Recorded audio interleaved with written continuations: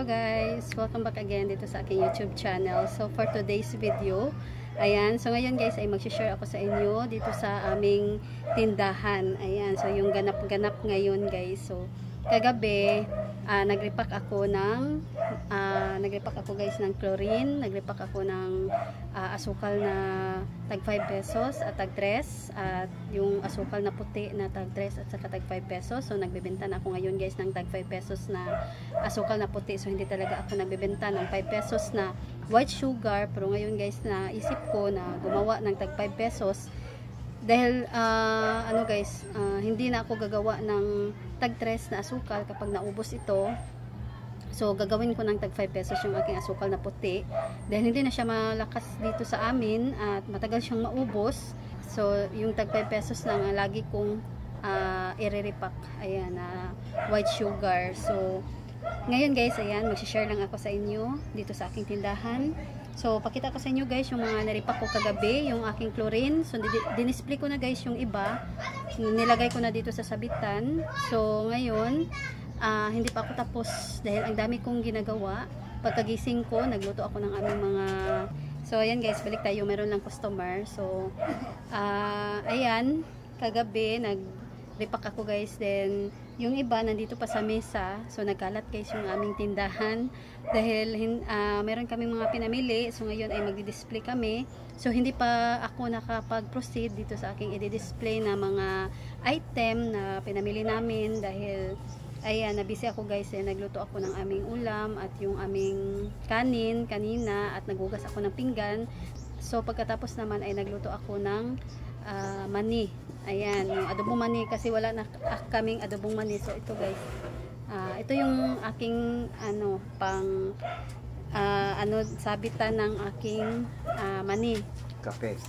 So ayan, balik tayo, meron nang bumili ng kape, Coffee Mate at saka asukal. So ito guys, malakas dito sa aming tindahan, itong Nescafe Stick at saka Coffee Mate. So ito guys yung mga binibili dito sa aming tindahan ng aming mga customer.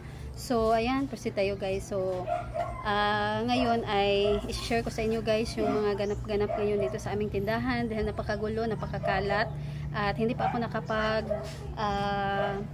patuloy dito sa aming pagdi-display dahil may mga bibili at meron din akong ginagawa. Then ngayon guys, yung aking partner is naglalaba. Ayan, so yung automatic washing machine naman guys yung gamit namin. Ayan, bumili talaga kami ng automatic washing machine para ayan, hindi na tayo hindi na hassle para sa atin na may tindahan, para hindi na tayo magkusot at magbanlaw ng ating mga labahan. Ayan. So ayan guys, so ngayon ay pakita ko na sa inyo yung aming tindahan na magulong-magulo. So ito yung update ko sa inyo for today's video sa aming tindahan. So ayan guys, keep on watching. So ayan guys, ito yung aming tindahan. Madilim ngayon guys dahil may nakaharang dito na trapal dahil ayan, aabot dito guys yung init kapag mga 7 to 8 o'clock sa umaga. Ayan, so ngayon ay napakainit na ng ating panahon dahil ayan, summer na. So ayan guys, so hindi pa nakuha. Ayan, kukunin pa ito guys mamaya dahil mainit na mainit pa. Ayan, so yung singaw ng init sa labas ay papasok dito sa loob kaya hindi pa ito tinanggal. So namili pala kami ng guys, itong butin. Ayan, so 18 pieces lang kasi may butin pa dito na natira. So 26 pieces ang aming butin na bote ng butin, pero ang natira lang guys is 24 pieces dahil hiniram yung isa, then yung isa ay hindi na namin na trace kung sino yung humiram dahil wala na talaga guys, hindi na sinauli. Then hindi namin na check sa CCTV kung sino yung himiram na hindi nagsauli ng bote. Pero ayan, okay lang naman guys. At yung naghakot dito, nagbigay lang ako ng 25 pesos. Hindi naman kalayuan dito sa amin. So ano lang, ang problema lang talaga pag sila ay bumili ng butin, napakainit guys, papunta doon sa kalsada. So ayan, tirik na tirik yung araw ngayon. So ito guys yung aming i-display. Meron tayo ditong itong mga chichirya. Then ito guys yung binili namin. Hindi namin ito na-update sa inyo. So binili namin ito sa Shoppers Mart. So ayan guys, ito yung nabili namin sa Shoppers Mart. Ayan. So hindi ko na-update sa inyo.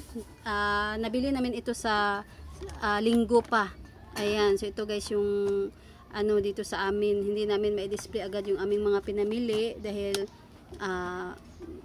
may times na napupuyat tayo guys, kaya hindi namin agad-agad mai-display yung aming mga paninda.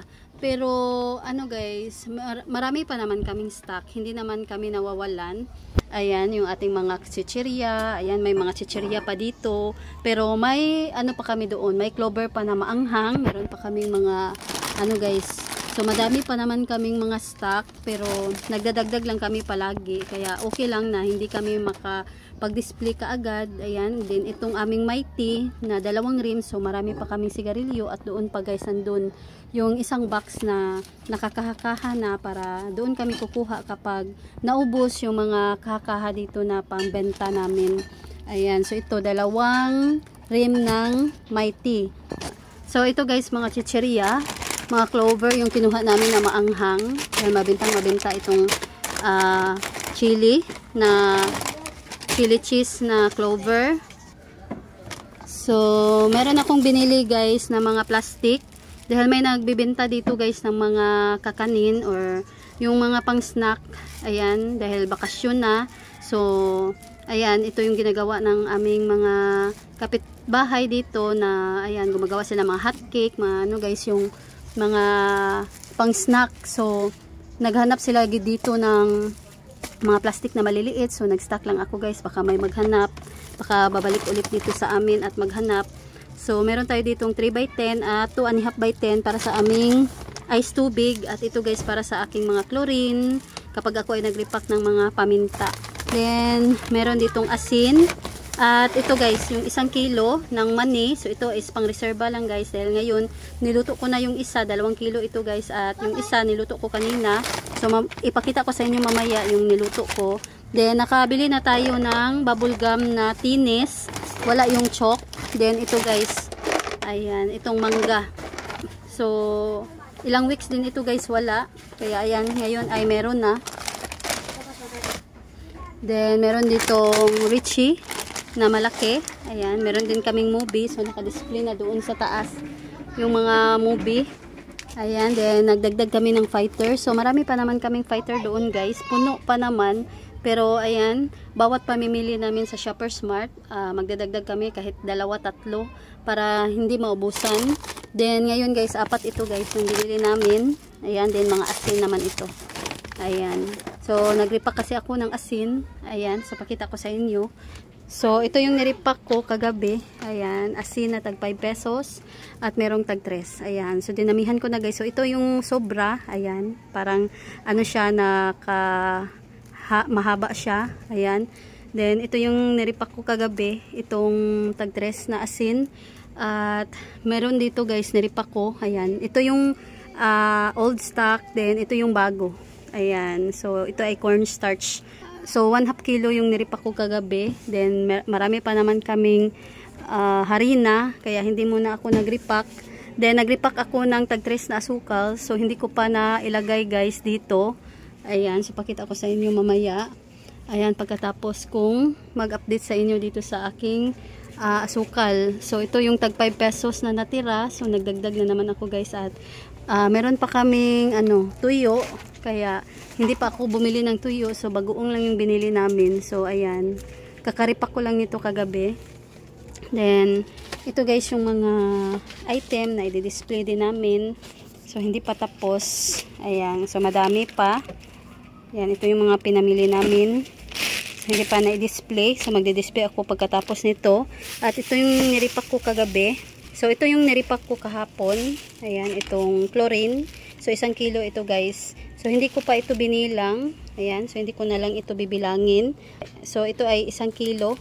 Ayan, so ganito ako mag-repack. So ito ay 2 pesos ang aking bintahan. Ayan. Then guys, ito yung mga pinamili namin. Ayan, sa wholesaler. So, bumili kami ng Sting, Mountain Dew, at itong Cobra. So, ito guys, yung niripak ko. Nilagay ko pa dito. Gabi na kasi akong nagripak. Ayan, kaya hindi ko na i-display agad. Ayan, so dito ko nilagay. So, i-display ko ito guys. So, ito yung aking tag 5 pesos. Ayan. Then, ang aking tag 3 naman is ganito. Ayan. Maliit lang siya kasi 1 1/4 ang gamit kong plastic dahil naubusan ako ng 1 1/8. Ayan, kaya medyo ano lang siya, maliit tingnan. Ayan. So, ganito guys, oh. Yung aking tag 3 at tag 5 pesos. Ayan. So, ito guys, ang bigas. Ayan, niripak ito kahapon ng aking partner, kagabi. So, ayan, punong-puno na itong aming mga lagayan. Ayan. So, ayan guys, is 1/2 na kamya. Hindi naman yan malakas, kaya hindi na namin dinagdagan. 1 kilo lang guys, ayan. Ito yung 1 kilo na kamya. Washington, ito lahat. Ayan. So, ito pa guys. Ayan. So, i-display pa namin ito. So, ito na lang. 1 box. Ayan. So, ayan guys. Ito yung niluto ko naman eh. Ayan. So, tamang-tama lang guys. Hindi sunog yung ating mani. Ayan. So, ganito ako magluto. Kaya, madaling maubos itong aking mani. Dahil tamang-tama lang guys ang aking pagkaluto. Crispy siya at hindi siya sunog. So, ayan, mabango pa. So, laging bago guys yung aking mani. Then, 3 araw lang guys, ubos na talaga. Ayan, kakaluto ko lang noong, nung Monday ng hapon. So, naubos guys kahapon. Ayan, so, Miyerkules pa kahapon. Ayan, so, 3 araw lang talaga ang itatagal ng aking 1 kilo na adobong mani. So, mabintang-mabinta talaga itong aking mani. Then, malaki din ang ating tutubuin dito. Ayan, kapag tayo ang gumawa, tayo ang nagluto, sobra pa sa ating puhunan. So, puhunan ko nito is 91. Ayan, so, ayan guys. Then, ito lagi kong ginagawa sa aking tindahan dahil dito ako kumikita. Ayan, so, ito yung aking asin na gagamitin. So, mainit pa ito guys. Ayan, mainit na mainit pa. Ayan, kaya hindi ko pa ito ireripak, hindi ko pa siya lalagyan ng asin para hindi magbabasa guys yung asin. Ayan, baka matunaw yung asin at mawala yung crispy ng mani. So, tatanggalin ko ito guys, itong aking mga bawang, balat ng bawang. Ayan, hindi ko pa ito ireripak para, ayan, hindi masali itong mga balat ng bawang. Ayan, so isasama ko ito. Ayan, kapag ako ay nagluto, didikdikin ko lang yung bawang. Ayan, dahil hindi ko tatanggalin itong kanyang balat para maging mabango talaga. So, ito yung nagbibigay ng bango dito sa ating mani, itong balat ng bawang. So, ayan guys, ito lang yung update ko sa inyo for today's video. Dahil, ayan, magdi-display pa kami dito sa aming mga pinamili. So, meron pa dito guys, stick-o na nakalagay. Ayan. So, i-arrange ko yung ano guys, yung butin. Ayan. So, ito lang guys yung update ko sa inyo for today's video. Nag-update lang ako sa inyo. Ayan, sa ano ganap-ganap ngayon. Ayan. So, napakakalat ngayon guys dito sa aming mesa. Ayan. So, meron ditong ano, yung aming benta kanina. Ayan, so may mga nagpa-cash out, meron ding nagpa-cash in din ng GCash. At ito guys yung mga nagbebenta sa amin ng PO. Ayan. So ito yung mga PO na extra income din sa aming tindahan. Napakalaki ng kita namin. Ayan. So ayan lang guys. Ito lang yung share ko sa inyo for today's video. So sana ay nagustuhan ninyo. So ayan guys, thanks for watching. God bless.